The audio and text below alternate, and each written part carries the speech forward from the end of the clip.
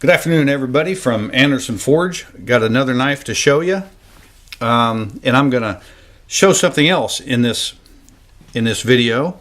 Let's make quick work of the hunter that I made. This is a San-mai hunter, Andersen Forge hunter.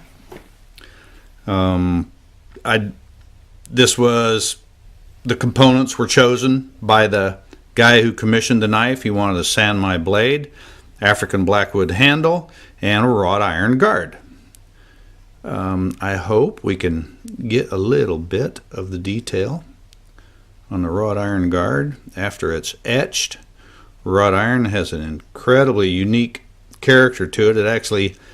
It's like has strands through it and voids that when you etch it, the acid eats away part of it, and it's just a special characteristic unto itself, right?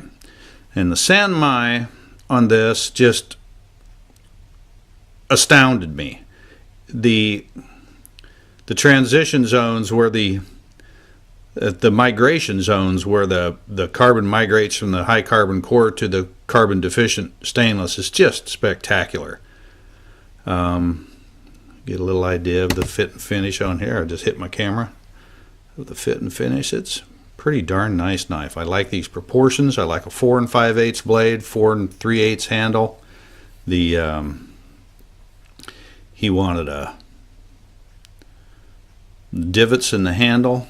What that does is that goes right into the heel of my hand. That's right how that holds. As a matter of fact, when you flip it over, it goes right back into the, I don't know, is that the heel or is that the heel? You decide. You can dress your deer, and boy, it just fits so sweet. So anyway, I'm going to say something about wrought iron. It's unreal in a couple different ways. To display the granular effect, not granular, but it's like granular. The striations that run through the wrought iron, it has to be deeply etched. And no matter how, you can see I've got pretty seamless fit on the guard, right? No matter how tight you fit it to the knife, and it almost looks like the knife just grows right out of that guard.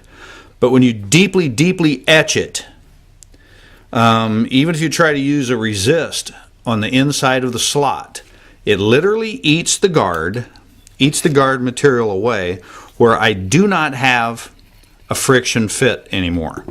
And that's just the way it goes. It's not detrimental in any way. It just comes right off. There's no, I can't have it's hard to have a friction fit on this, because after you etch the wrought iron, it loosens it up just a little bit, but that does not minimize the fit of the knife. So anyway, what I suggest to the new owner is when taking the knife apart, you just take the handle off, then the guard. What I try to emphasize when I do that is I don't want the guard and the knife to come off together, because then if you're trying to fight this thing to get it off, you may bend a pin. You might, who knows, you might blow out the side of the handle. You could. Probably not African blackwood. But anyway, take her apart like that. Now I'm going to say this about wrought iron. The wrought iron I use is from 1903. Some of my homies in Illinois will remember there was a bridge east of L'Arabe. That's a French name, L-E-R-A-B-L-E, L'Arabe. And that bridge fell into the river a good dozen years ago, maybe 15 years ago.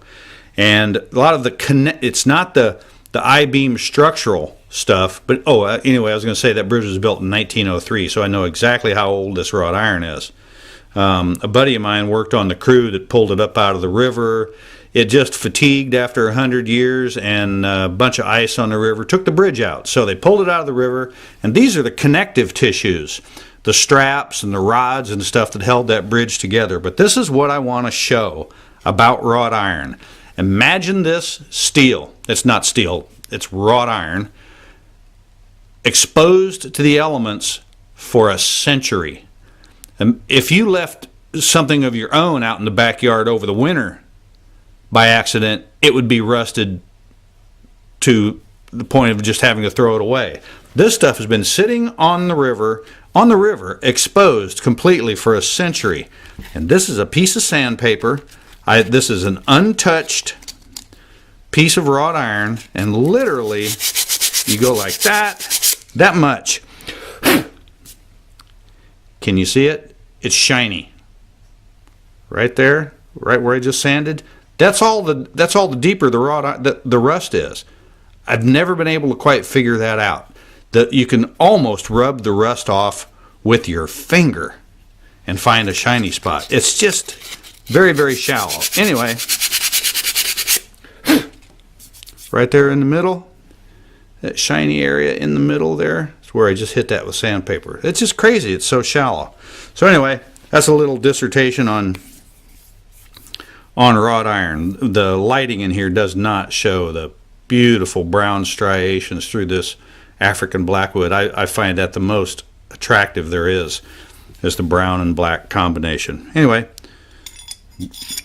there I go, rambling on again, right? And this guy is in Canada.